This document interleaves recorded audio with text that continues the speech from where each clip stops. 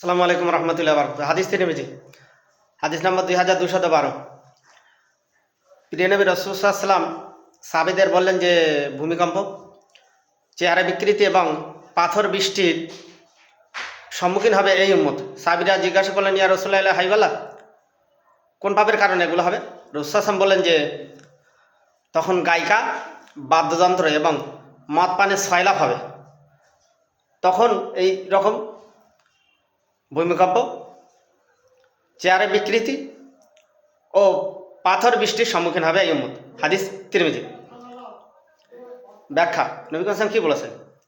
ভূমিকম্প হবে, পাথর বৃষ্টি হবে, চেহারা বিকৃতি হবে, ঘন ঘন ভূমিকম্প হচ্ছে।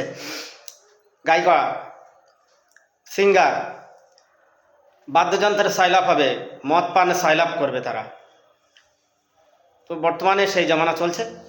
এগুলো অবশ্যই মানুষ্য জাতি তার নিজেদের পাপের কর্মফল ভোগ করছে। এটা এই সৃষ্টিকর্তা বিধাতা ঈশ্বরের কোনো দোষ নেই।